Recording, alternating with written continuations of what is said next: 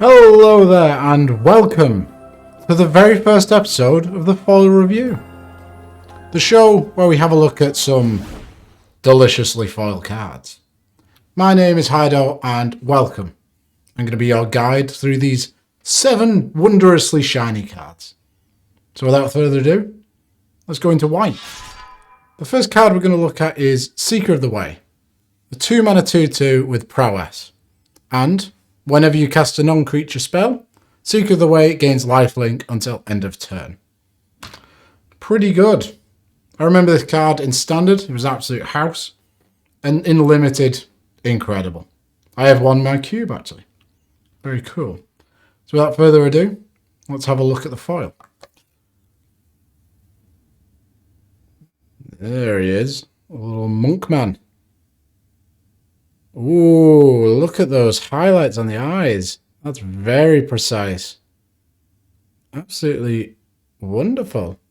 Usually you only find that in sort of creatures. Big green creatures. But there we go on a little monkey man. And there we got his braces and the sword there. The hilt. And of course the foil bleeds through all the cracks in the bridge. I really like that. It really makes it stand out. That's lovely. And an excellent use of foil. That's good. I really like that. The background is very washed out, which really brings your eyes to the main character. Wonderful. That's a really good foil to start off with. I think we're going to give him a 7. Very cool card. And thankfully it's got a nice foil. So, brilliant. Now, to blue. Minamo, School at Water's Edge. It's a legendary land that taps to add a blue mana to your mana pool. Or you can pay a blue and tap it to untap target legendary permanent. Very good commander card, and it recently had a very cool commander card, and it recently had a reprinting in Mystery Boosters. So, excellent. Foils are readily available, which is always nice. Here we go. There we go. Just how I remember my English school. It has massive tusks and a lighthouse. And then the gamekeeper's hut is just floating far above. What is the point in that little house? Why is it there? Why is it so far away? Maybe if you're in detention you get sent there. I don't know. But the image overall, there's a lot of foil in the background. The waterfall there and the sky. The sky is looking pretty... It's pretty bland. Like there's no sort of contouring in the blue. It's just a pure blob of blue. And there's a bit of detailing on the actual school. There's some nice waterfalls. It's cool. I would have liked to see a couple of the windows maybe foil. That would have really added to the effect. But overall, it's okay. Not too exciting. Not that good. I mean, it's okay. From a distance, you can really tell what it is. I'm going to go straight down the middle. It's a 5. It's alright. It's not the best card ever. Cool. But is it worth the money? I'm going to say no. But hey ho. Let's move on to black. We're keeping on a Kamigawa theme here with Waking Nightmare. 3 mana for a sorcery that's also arcane. Target player discards 2 cards. Classic mind rot effect. Very nice. The art seems to have a bunch of spirits sort of terrorizing the poor man. Spirits are nasty like that. Very nasty. But without further ado, let's have a look at the foil. Ooh. Straight off the bat, there's a lot going on in this image. And the spirits, those pinks look fantastic in foil. That is gorgeous. They really stand out. And that guy's expression's fantastic. Ooh, light bit of foil highlighting on his face as well. I really like this. I think it really adds to the image. Gives a lot of depth. That is nice. The background, generic foil, but as we saw with the bridge earlier with Secret of the Way, nice bit of trellis work there. Oh, yeah, I like that. That really stands out. That is nice. Very good. That is a cool foil. The pity about how curved it's become. But, you know, you can't have everything, can you? Very good. I like it. I'm going to give that a 7. Yeah, another 7. It's good. Nice bit of detailing, and the image, it's very dynamic with the foil. Pretty decent. Now, one of my personal favourite commanders. Heartless Hidetsugu. 5 mana for a 4/3. Ogre Shaman. Ooh, nice. You can tap Heartless Hidetsugu, and Heartless Hidetsugu deals damage to each player equal to half that player's life total. Rounded up. Absolutely fantastic and fun commander. If you can double the amount of damage, if a player is on an even life total, they die. So the game descends into madness, where everyone's trying to get onto an odd life total. And you're using little pingers to hit them with little bits of damage, and then kill everyone all at the same time. Fantastic fun. Let's have a look at the foil. Hi, Heartless. How you doing? Ooh, look at the grill. Oh, that teeth. Them teeth. God damn. That's really cool. I like that.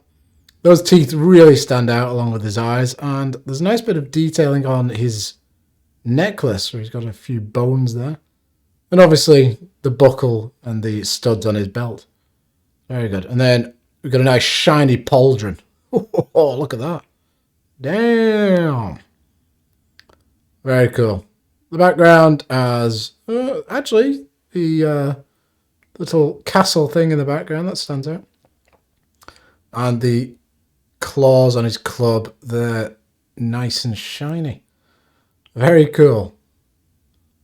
Yes. Look at those those teeth are great. Let's get a bit closer in.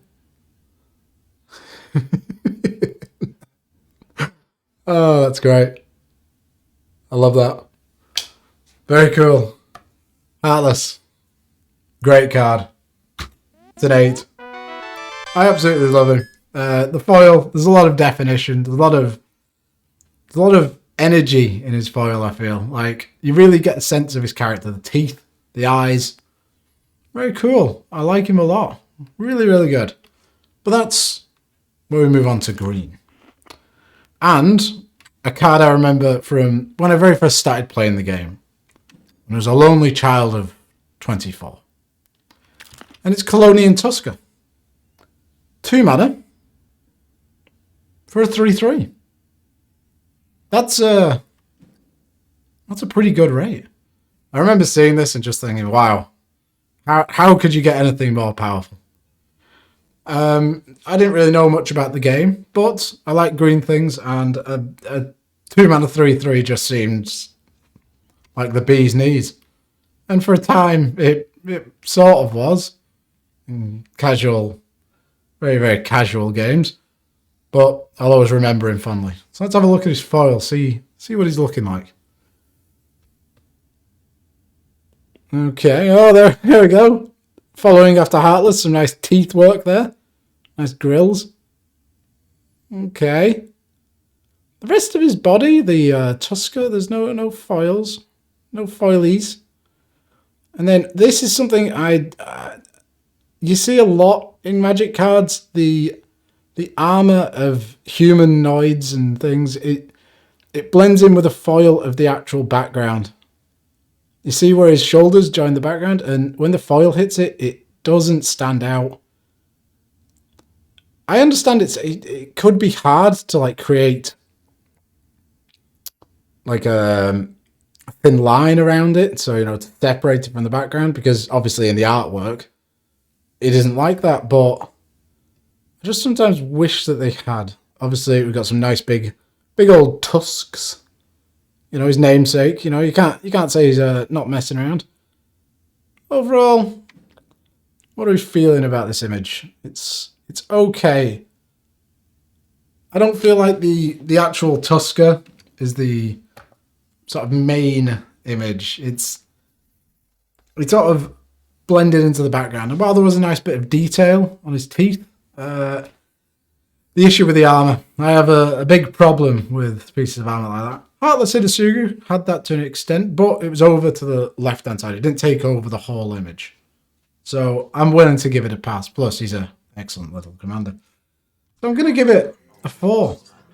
4 Hydos down. That's where we're going with this.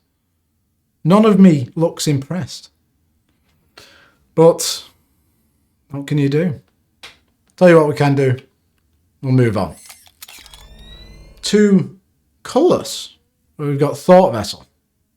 2-mana artifact. You have no maximum hand size. Tap for a Colors. Very simple. Commander classic. Absolutely fantastic card. Is the foil going to be any good? I don't care. No, that's a lie. I do care. I do actually care very much. But it is a foil from Commander Legends, so there's been a lot of issues with the quality. So without further ado, let's have a look at the card. Now, straight off the gate, it's looking a bit cloudy. And the background really isn't that vibrant. It's just cloudy. Like, if we compare it to Waking Nightmare, like, when the foil hits, look at that. See all the detail in that dragon spirit thing. That's amazing. This, it's so dull, which is so disappointing. Some really nice, go away. Some really nice intricate pieces, like that little golden script or writing there, that could really catch the light, but it just doesn't. It's just so meh. You really want your foils to stand out, especially on your artifacts. That's disappointing. That is, yeah. I have to say, very disappointed. It's not the worst thing in the world. It has also overhead view, engage. There's a slight curve as well. It isn't the end of the world, curving happens on foils. But from such a new card, disappointment. Disappointment all around. I think we've got to go with the 3. It's cloudy. There could have been a lot more definition, and it could have been better. There's no other way to say it. Which brings us on to our final card, and a category that's multicolored. We're looking at Bounty of the Luxor. It's a 4-mana enchantment. At the beginning of your pre-combat main phase, remove all flood counters from Bounty of the Luxor. If no counters are removed this way, put a flood counter on Bounty of Luxor and draw a card. Otherwise, add a colourless, a green, and a blue to your mana pool. A sort of Howling Mine ramp thing. Interesting. Not a card I've ever really put into a commander deck, but maybe you'd like to. But I own a foil of it anyway. Yeah. So let's have a look. Ooh. Okay. Okay, yeah. There's a lot of water, and there's a good bit of detailing where the algae or the bushes at the edge really make it stand out. And if you see at the bottom, the sort of aqueducts, nice bit of bleeding of the foil into there.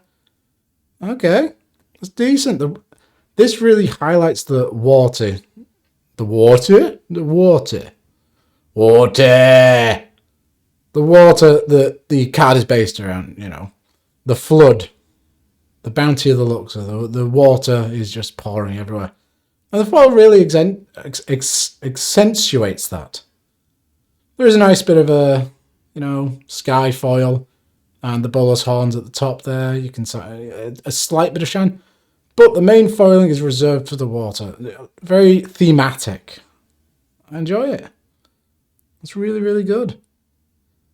I like it when the foil really helps tell the story of the card, so that's good. I'm giving that an 8. It's a really cool card. Not very good, but cool. And the foiling really helps sell you on that. Great. Great card. And with that, as you can see, we've got a pile of rubbish on the floor. We've come to the end of the show.